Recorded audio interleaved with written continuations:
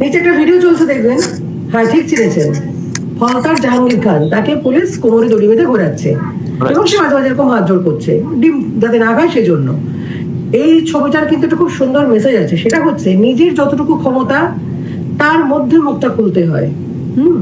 অন্যের ক্ষমতায় বাড় খেয়ে যা খুশি তাই বলা, হ্যাঁ, যা খুশি তাই করতে শুরু করে দেওয়া, এটা ঠিক না। তার পরিণতি ঠিক এরকম হয়। অজয় পাল শর্মা, যিনি আইপিএস অফিসার, তিনি তার চেয়ারে বসে রয়েছেন সম্মানের সাথে। তার কিন্তু এরকম অবস্থা কোনোদিনই হবে না। কিন্তু এই বলেছিল না, পুষ্পা ঝুঁকেগা নেই, একেবারে মাটিতে মিশে গেল।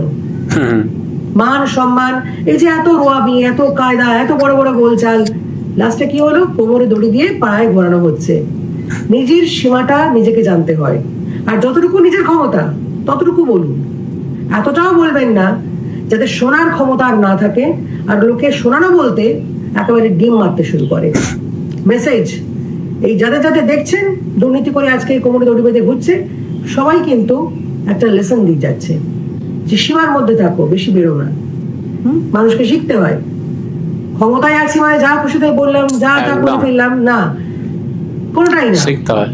যখন ক্ষমতায় থাকবে তখন আরো বেশি সংযত থাকতে হয়। হ্যাঁ, ঠিক। আর এই কাজগুলো কারা করে? কোটো কলসির আওয়াজ যাদের বেশি হয়। Jahangir Khan practically big zero. Big zero. কি শিক্ষাগত যোগ্যতা, কি কর্মক্ষমতা ছিল? কিছু না। হুমকি ধমকি, তার পরিণতি এই। ভালো থাকুন, স্টে ব্লেসড। মেসেজ এগুলো। কি বুঝলেন? সঞ্চারী ভট্টাচার্য দিদি কি বললো? যে নিজের লেভেল বা নিজের যে আয়ত্ত বা নিজের যে বলয়, মানে বলয় বলতে যে মানে ঘেরাটোপ, তার ভিতরে থাকাটাই ভালো। তার থেকে বেশি এগিয়ে যাওয়া বা তার থেকে বেশি বদমাইশি করা বা তার থেকে বেশি বা ডায়লগ বাজি মারা বা তার থেকে বেশি জিহাদিপনা করা, এটা একদমই উচিত না। আমরা জানি আমাদের সীমানা কতটুকু আছে, প্রত্যেকটা মানুষই জানে যে তার কতটা সীমা না আছে, তার থেকে সে কতটা এগোতে পারবে বা কতটা সীমানার মধ্যে তার থাকা দরকার, এটা প্রত্যেকটা মানুষ জানে। কিন্তু এই চিটিংবাজ, এই চোর, এই বাটপার গুলো, এরা কিন্তু জানতো না যে তাদের সীমানা কিন্তু আর নেই, তাদের সীমানা এখানেই শেষ। কিন্তু তারপরেও তারা জোর জবস্তি, মানে জোর করে মানুষের ভোট কেড়ে নেওয়া, মানুষের উপরে অন্যায় অত্যাচার করা, মানুষের উপরে সব রকমের মানে নিকৃষ্ট থেকে নিকৃষ্টতর মানুষের উপরে কিন্তু এরা অন্যায় অবিচার করেছে। মানুষের হুমকি ধুমকি, মার দাঙ্গা, জমি জায়গা কেড়ে নেওয়া, মানে কি করেনি ভাই, সবকিছু করেছে, সবকিছু। তারপরে সে বলছে কি আমি পুষ্পা, পুষ্পা ঝুঁকেগা নেই। আরে সারা ঝুঁকেগা নেই, তুই এখন কুত্তার মতো কোমরে তোর দড়ি দিয়ে ঘুরাচ্ছে। অজয় পাল শর্মাকে বলেছিল যে ঝুঁকেগা নেই, পুষ্পা কো কুছ নেই কর সকতা, পুষ্পা ঝুঁকেগা নেই, ঠিক আছে। আর সেই অজয় পাল শর্মা এখন তার জায়গায় কিন্তু ঠিক আছে, এই পুষ্পা এখন কুকুরের মতো গু শুকে বেড়াচ্ছে এখানে সেখানে, কোমরে দড়ি বেঁধে রাস্তা থেকে ঘোরাচ্ছে, কানমলা খাচ্ছে, কানমলা খাচ্ছে, হাত জোড় করে মানুষের কাছে ক্ষমা চাইছে। তাহলে মানে এর যে বলয় ছিল, মানে এর যে সীমানা ছিল, এ সীমানার মানে বাইরে চলে গেছিল। মানে এ বুঝতে পারেনি যে কোনোদিন টিএমসি সরকার হারতে পারে। আজকে টিএমসি হেরে গেছে, আজকে সেই জন্য এই মানে শের যে সে এখন কুকুর হয়ে গেছে, সে এখন বিড়াল হয়ে গেছে, মানে বিড়াল কুকুরের থেকে তার এখন খারাপ অবস্থা, ঠিক আছে। আজকে যদি টিএমসি জিতে থাকতো তাহলে ভাই এরা পুরো শের, মানে বাঘ সিংহর থেকে যদি অন্য কিছু থাকে তাহলে এটা সেরকম কিছু হতো। আর এটা সেটাই করতো, এরা মানুষকে অন্যায় করতো, মানুষকে আবার মারতো, মানুষকে ঘর ছাড়া করতো, মানুষের ঘর ভাঙতো, কত মানুষের যে লাশ ফেলে যেত তার কোনো ঠিক ছিল না। হ্যাঁ, সিরিয়াসলি ভাই, শুনতে হয়তো অবাক লাগে, কিন্তু অবাক করার বিষয়টা নয়, এটাই হলো বাস্তব। আর বাস্তব খুবই কঠিন এবং খুবই বেদনাদায়ক। আজকে যদি এখানে মানে বিজেপি সরকার না গঠন করে যদি টিএমসি সরকার গঠন করতো, তাহলে যে আজকে মানে কি হতো সেটা তোমরা জানো না, ঠিক আছে। তো যাই হোক, আমরা আরেকটা ভিডিও দেখবো যেখানে কিন্তু এই পুষ্পাকে অ্যারেস্ট করার পরে সেখানকার মানুষ কিন্তু আবার গেছে বিক্ষোভ করতে, ঠিক আছে, বিক্ষোভ করতে, মানে পুষ্পাকে ছাড়তে হবে, পুষ্পাকে জেলে ধরে রাখলে হবে না। চলুন আমরা দেখি এই ভিডিওটি দেখলে আপনারা বুঝতে পারবেন, অনেক কিছু জানতে পারবেন। চলুন। জাহাঙ্গীর খানের মুক্তির দাবির বিক্ষোভে অশান্তি, গ্রেপ্তার 10। ফলতায় জাহাঙ্গীর খানের মুক্তির দাবিতে বিক্ষোভ ও থানায় হামলার ঘটনায় গ্রেপ্তার 10 জনকে বুধবার ডায়মন্ড হারবার আদালতে পেশ করা হয়েছে। পুলিশ সূত্রে জানা গিয়েছে ধৃতদের মধ্যে 2 জন মহিলা ও 8 জন পুরুষ রয়েছেন। ঘটনার জেরে পুলিশ স্বতঃপ্রণোদিত মামলা রুজু করেছে এবং মোট 15 জনের বিরুদ্ধে অভিযোগ দায়ের করা হয়েছে। অভিযুক্তদের তালিকায় জাহাঙ্গীর খানের স্ত্রী রেজিনা বিবির নাম রয়েছে। অভিযোগ, জাহাঙ্গীর খানের মুক্তির দাবিতে মঙ্গলবার ফলতা থানার সামনে বেআইনি জমায়েত করা হয়। বিক্ষোভ চলাকালীন পুলিশ ও কেন্দ্রীয় বাহিনীর ওপর হামলা চালানো হয় এবং পাল্টা কেন্দ্র বাহিনী লাঠিচার্জ করে হামলাকারীদের ওপর। তারপর এলাকায় উত্তেজনা ছড়ানোর চেষ্টা করা হয়। ঘটনার পর অভিযান চালিয়ে 10 জনকে গ্রেপ্তার করে পুলিশ। বাকি অভিযুক্তদের খোঁজে তল্লাশি চলছে বলে জানা গিয়েছে। পুলিশের দাবি, জাহাঙ্গীর খানের স্ত্রী রেজিনা বিবির নেতৃত্বে একদল বিক্ষোভকারী থানার সামনে জড়ো হয়ে বিক্ষোভ দেখায় এবং পরে পরিস্থিতি উত্তপ্ত হয়ে ওঠে। তাকে এই ঘটনার অন্যতম মূল পরিকল্পনাকারী হিসাবে চিহ্নিত করে তার বিরুদ্ধে এফআইআর দায়ের করা হয়েছে। উল্লেখ্য, তোলাবাজি সহ একাধিক ফৌজদারি মামলায় অভিযুক্ত জাহাঙ্গীর খানকে গত 8 জুন ভারত নেপাল সীমান্ত এলাকা থেকে গ্রেপ্তার করা হয়েছিল। এরপর তাকে জনসম্মুখে দড়ি বেঁধে ঘোরানোর অভিযোগ ঘিরে এলাকায় ক্ষোভের সৃষ্টি হয়। সেই ঘটনার প্রতিবাদে স্থানীয়দের বিক্ষোভ শুরু হয়, যা পরে ফলতা থানার সামনে উত্তেজনা ও হামলার ঘটনায় রূপ নেয়। বর্তমানে গোটা ঘটনা তদন্ত চালাচ্ছে পুলিশ এবং অভিযুক্তদের খোঁজে তল্লাশি চালাচ্ছে পুলিশ। আচ্ছা, আপনারা তো দেখলেন ভিডিওটি। আপনারা জাহাঙ্গীর খানের যে ওয়াইফ, মানে তার যে স্ত্রী, এর কাছে গেছে, গিয়ে সেখানে হামলা করেছে, অনেকগুলো মানুষকে এক জায়গায় করেছে, অনেকগুলো জিহাদি মুসলিমকে নিয়ে এক জায়গায় করে একটা মারদাঙ্গা সৃষ্টি তৈরি করেছে, যে চলো ভাই সবাই আমরা মারামারি করবো, ওখানে গিয়ে থানা ভাঙচুর করবো, করে জাহাঙ্গীর খানকে বের করে নিয়ে আসবো। জাহাঙ্গীর খানকে থানা ভেঙে বের করে নিয়ে আসা অতই সোজা?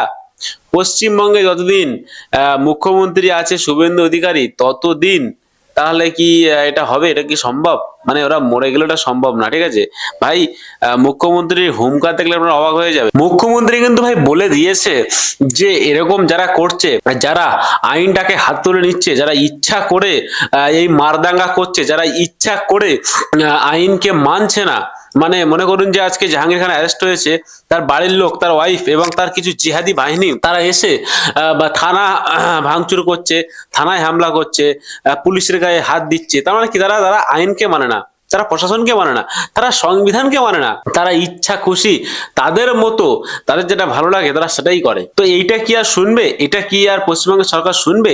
তারা গিয়ে থানা হামলা করবে, থানায় গিয়ে ঝামেলা করবে, থানায় লোকজন নিয়ে যাবে, থানার সামনে লোকজন জড়ো করবে, মানে সব পুকুরে লাফ দিয়ে পুরো পালিয়ে গেল, ঠিক আছে? পুকুরে লাফ দিয়ে ঝাঁপ দিয়ে সব পালিয়ে চলে গেল। কিছু করার নেই ভাই, পালাবে, লাভও দেবে, পালিয়েও যাবে, কারণ মার যখন শুরু করবে তখন আর কেউ সামনে থাকবে না, ঠিক আছে? চলুন আমি একটা আপনাদেরকে ভিডিও দেখাবো, যে ভিডিওটি দেখলে আপনারা অবাক হয়ে যাবেন, যেখানে কিন্তু আমাদের মুখ্যমন্ত্রী বলে দিয়েছে যে কারো কোনো মাফ নেই, কারো কোনো ক্ষমা হবে না। যে অন্যায় করেছে সেই অন্যায় শাস্তি তাকে পেতেই হবে, পুলিশ মন্ত্রী তাকে শাস্তি দেবে। চলুন আমি দেখাচ্ছি এই ভিডিওটি, দেখুন, দেখলে অবাক হয়ে যাবেন আপনারা, একদম পুরো জাস্ট। এখানে কিছু লোক একজন মাফিয়া স্ত্রীর নেতৃত্বে পুলিশ এবং প্যারামিলিটারিকে আক্রমণ করতে গেছিল করেছে। আমি এখানে এসপি সাহেব আছেন, আমি বলে গেলাম ভিডিওতে যতগুলোকে ছবিতে দেখা গেছে কেউ যেন বাড়িতে না থাকে, তাদেরকে আইনের আওতায় আনতে হবে, আনতেই হবে। এবং ভারতীয় ন্যায় সংহিতার অন্তর্গত রাষ্ট্রবিরোধী কার্যকলাপের যে ধারা আছে, আমি পুলিশ মন্ত্রী হিসেবে আপনাকে নির্দেশ দিচ্ছি, সেই ধারাতে এমন শিক্ষা দিন যাতে কোনোদিন কোন পুলিশ সরকারি কর্মচারী প্যারামিলিটারি যারা এসেছেন আমাদের সাহায্য করতে, তাদেরকে কেউ আক্রমণ করার সাহস না রাখে। আপনারা শুনলে খুশি হবেন, শুধু জেলের ভাত খাওয়ানো নয়, যারা হামলা করেছে তাদের সম্পত্তি বাজেয়াপ্ত করে সেই সম্পত্তিকে নিলামে চড়ানোর কাজও আপনাদের ডবল ইঞ্জিন সরকার করবে। কি অবস্থা দেখলেন? তাই আপনারা ভিডিওটি দেখে আপনারা কি বুঝলেন? যে বিষয়টা হচ্ছে এরকমই, যে মানুষগুলো জাহাঙ্গীর খানকে ছাড়াতে গিয়েছিল তার ওয়াইফের নেতৃত্বে, তারা ওখানে গিয়ে মারদাঙ্গা শুরু করেছিল, তাদের কিন্তু ভাই সবগুলো জেল হবে। আজকে আমাদের মুখ্যমন্ত্রী কিন্তু পুরো স্টেজে বলে দিয়ে গেলেন যে যারা এই কাজের সঙ্গে যুক্ত, যারা এই কাজটি করেছে, যারা এই কাজটি সম্পূর্ণ করেছে, যারা ওখানে গিয়ে মারদাঙ্গা করতে, ঝামেলা করতে, জেল ভাঙচুর করতে গিয়েছিল, তাদেরকে চিহ্নিত করতে হবে এবং সবাইকে কিন্তু অবশ্যই আইনি হেফাজতে নিতে হবে এবং এমন কঠোর থেকে কঠোরতর এদেরকে শাস্তি দিতে হবে, এরা যেন ভবিষ্যতে আর কোনোদিন মানে কেন্দ্রীয় বাহিনী বা পুলিশ বা আইন শৃঙ্খলার যে সমস্ত মানুষ থাকবে তাদেরকে দেখে এরা যেন মানে ভয় পায়, এরা যেন পুলিশের গায়ে যেন হাত দিতে না পারে, এরা মিলিটারি আর্মি ব্যাটালিয়ান ফোর্স এদের উপরে যেন এরা হামলা না করতে পারে। আমরা দেখেছি বহুত জায়গায় ভোটের সময় এবং ভোটের পরেও বহুত জায়গায় কিন্তু এই যে আর্মি এবং ব্যাটালিয়ান ফোর্সকে কিন্তু আমরা দেখেছি যে কিন্তু আক্রমণ করে, ঠিক আছে, প্রত্যেক ভোটে কিন্তু একটা দুটো করে কিন্তু এই ব্যাটালিয়ান ফোর্স কিন্তু নিহত হয়ে যায়, কিন্তু এবছরের ভোটে সেটা হয়নি। তারপরে কথা হলো এটাই যে আমাদের মুখ্যমন্ত্রী চাইছেন না যে আমাদের বাংলার বুকে, আমাদের পশ্চিমবঙ্গে যেন আর একটা মিলিটারি বা একটা জিআরপিএফ এর বা মনে করুন যে বিএসএফ এর বা ব্যাটালিয়ান ফোর্সের যেন বা একটা দেহ যেন না পড়ে, তাদের যেন মৃত্যু যেন না হয়, ঠিক আছে, তাদের দিকে যারা আঙুল তুলে তাকাবে, তাদের উপরে যারা হামলা করবে তাদের কিন্তু অবশ্যই শাস্তি পেতে হবে এবং তাদের শাস্তি পাওয়ার যোগ্য এবং তাদের শাস্তি পেতেই হবে। কারণ এই কথা যে আমি যে কথাটা বলছি, কথাটা কিন্তু আমার মনের কথা না, এটা হলো কিন্তু আমাদের মুখ্যমন্ত্রীর কথা। আমাদের মাননীয় মুখ্যমন্ত্রী সেই কিন্তু বলে দিয়েছে অন দ্য স্টেজে, যদি কেউ পুলিশের উপরে বা ইন্ডিয়ান আর্মিদের উপরে হামলা করে তাদের কিন্তু ভাই কড়া জবাব দিতে হবে এবং তাদেরকে অবশ্যই অ্যারেস্ট করতে হবে এবং তাদেরকে কিন্তু ভাই অবশ্যই আইনি আওতায় নিয়ে আসতে হবে এবং তাদেরকে বোঝাতে হবে যে এই বাংলা কিন্তু আর সেই বাংলা নেই। এই বাংলায় যদি আপনি থাকতে হয়, আপনাকে যদি থাকতে হয়, তাহলে আপনাকে পুলিশের কথা মতো চলতে হবে, তাহলে আপনাকে পুলিশের বা দেখানো পথেই আপনাদেরকে চলতে হবে।